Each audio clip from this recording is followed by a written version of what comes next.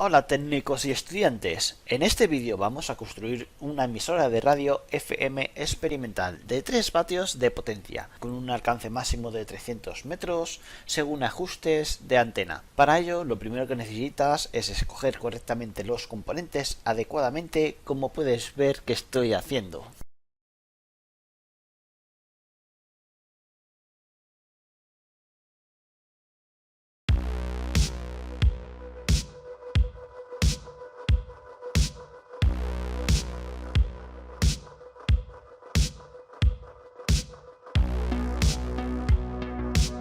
En esta fase, antes del montaje del circuito en la protoboard, lo que voy a hacer es colocar los elementos en la posición que van a ir respecto a su posición del circuito eléctrico, para así tener una referencia en el montaje de la placa board.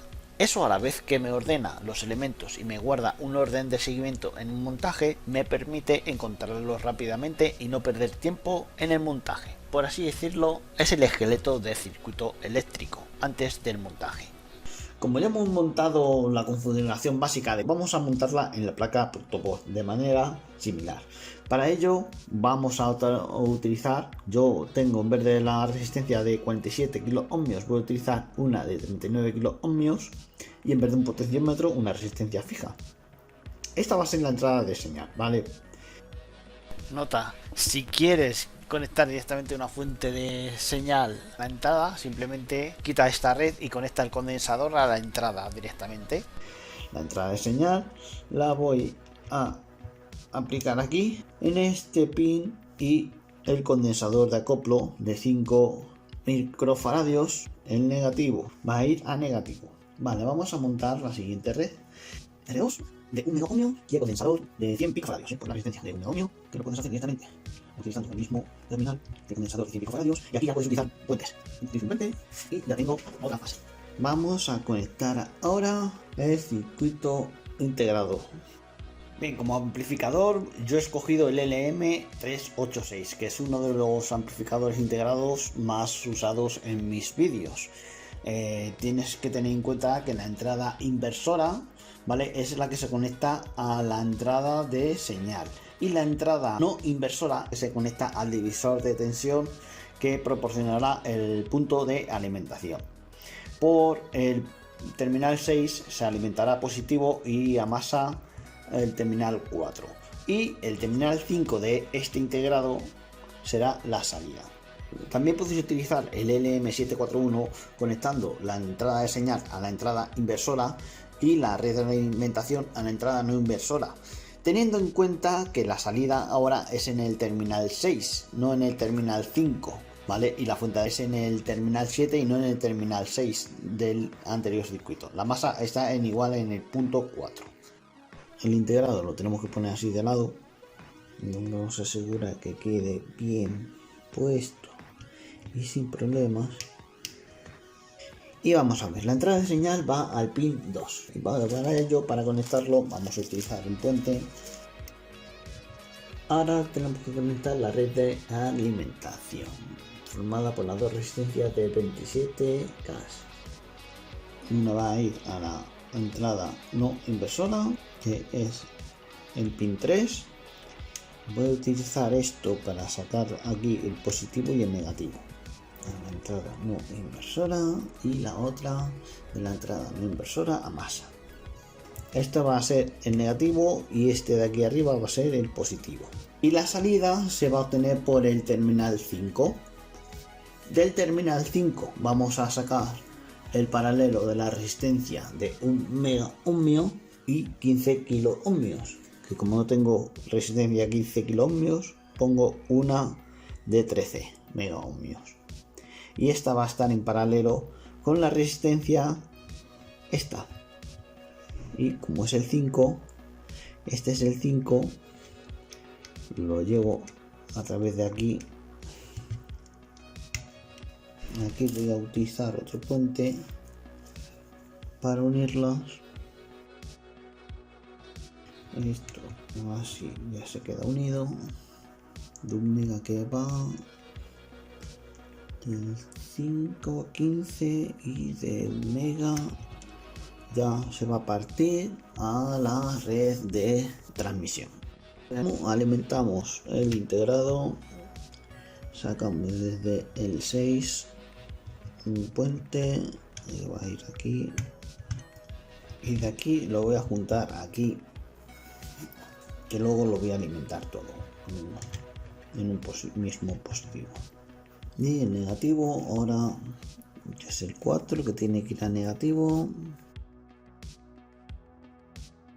Entonces ya tenemos el circuito amplificador con la entrada de señal conectado. Nos falta el osciloscopio y el transmisor. Una vez que has montado el amplificador de potencia, vamos a montar el resto de etapas que nos quedan, como son el modulador, el multivibrador y la salida. Recuerda que en esta emisora experimental hacemos que el diodo Varicap actúe como modulador y el multivibrador estable actúe como portadora. Así que continuaremos el montaje. La resistencia de 200 kΩ acoplará la señal al diodo Varicap junto al condensador de 10 nanofaradios. El diodo Varicap es un diodo habitual que tiene polaridad. Es decir, si yo conecto el diodo en sentido inverso, no me mide lectura. Pero si lo conecto en sentido directo, me marca lectura. Lo que pasa que al recibir una señal alterna, lo que va a hacer el diodo Varicap es variar la juntura de la barrera de potencial interna. El cátodo de dicho diodo se conectará a la salida de la portadora, es decir, al circuito multivibrador formado por los transistores NPN 2N4427 o similares. Vamos a comprobar los transistores. Este es un transistor NPN, ¿vale? Por lo general, la mosca apunta al emisor o a la base. Y el colector suele ser la patilla que no está aislada. Vale, si el colector es la patilla que no está aislada y sabemos que es N, conectamos directamente el terminal negativo aquí. Y si el emisor suele ser este, la base suele ser el otro. Por lo tanto nos muestra la medida de 738, ¿vale? Base colector y la base emisor tiene que ser la medida un poquito mayor. Vamos a comprobar. 739, ¿vale? Pues ya tenemos localizado 738 y 739, ¿vale? Recuérdalo. Siempre que apunte el capuchón, la muesca apunta al emisor. Por lo tanto, el otro suele ser la base y el que no está aislado es el colector. Comprobamos el otro transistor y ya estamos listos para montarlo en la boaz. Monta los transistores de manera que los emisores y sus bases apunten hacia la alimentación y la masa de la boaz y sus colectores hacia la salida, tal como puedes ver en el vídeo. Polariza la base del primer transistor y después la base del segundo transistor. A continuación, conecta el diodo Varicap con uno de los colectores de un transistor con un jumper, como ves en la imagen. Después, inserta los dos condensadores de 22 picofaradios uniendo los colectores de ambos transistores y después inserta también en paralelo el condensador variable en paralelo con el conjunto de condensadores. Para finalizar deberías de insertar en paralelo junto con este conjunto la bobina. Para la bobina vamos a coger un hilo de cobre de 1 milímetro de diámetro esmaltado. Vamos a pelar las puntas, las vamos a esmaltar, vamos a soldarlas para que quitarle el esmalte protector de unos 16 centímetros de diámetro, y con un boli Bic lo vamos a enrollar. Vamos a coger el boli, vamos a coger una punta inicial y enrollamos 4. Te van a dar para 5 vueltas y vas a coger el soldador y le vas a soldar una en el medio, más o menos en la segunda, tercera bobina, un punto medio que lo vas a conectar directamente al positivo.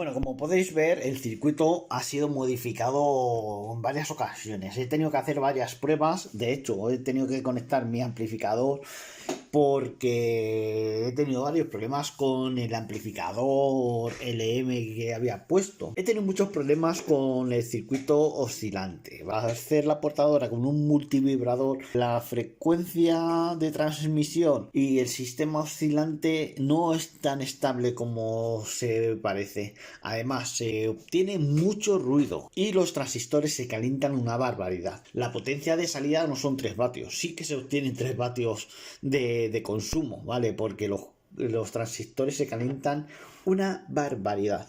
De hecho, necesitas refrigeradores y sería conveniente que pusieras un sistema de refrigeración de calor como ventiladores, por ejemplo. Puedes ver que he cambiado los condensadores y como trimmer yo utilizaría otros dispositivos que no fueran estos condensadores variables. Utilizar de tipo trimmer, ¿vale? Que son estos. Son más económicos y son más fiables que estos son muy inestables. Estos son buenos cuando se sueldan, ¿vale? Y están soldados a las placas impresas, pero no cuando se hacen pruebas en la protoboard. Las bobinas también. Tienen que estar las baterías bien insertadas en la board, ¿vale? Si no, se generan muchas frecuencias armónicas.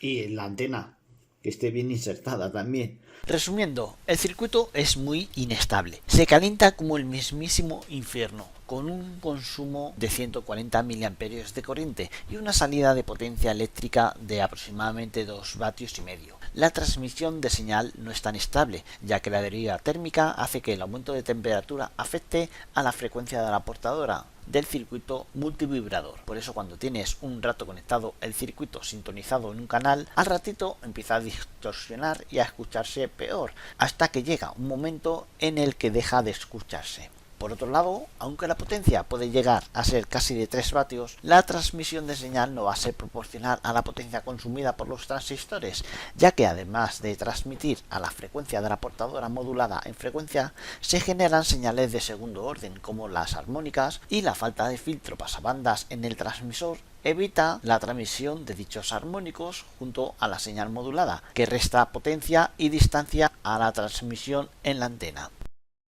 Me he comprado la emisora experimental y por supuesto que obtengo un rendimiento mucho mayor y un alcance mejor. Pero también tenemos el problema de la deriva térmica y de la inestabilidad de la señal con la temperatura. El problema que tienen estos circuitos es que utiliza un circuito multivibrador como portadora. ¿Qué pasa con los circuitos multivibradores?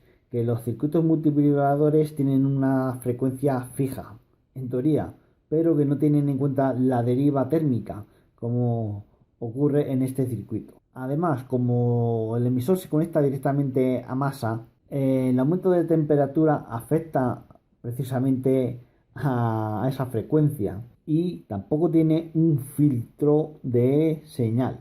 Por lo tanto, se generan armónicos que se transmiten directamente a la antena. Por lo tanto, la calidad de la transmisión y la recepción de la señal va a ser pésima y no se van a alcanzar transmisiones superiores a los 100 metros. Además, lo tienes que alimentar con una fuente que esté estable, que esté regulada, y no vas a poder evitar el rizado que se va a escuchar tanto en un circuito como en otro, porque el sistema de filtrado que tiene es muy básico.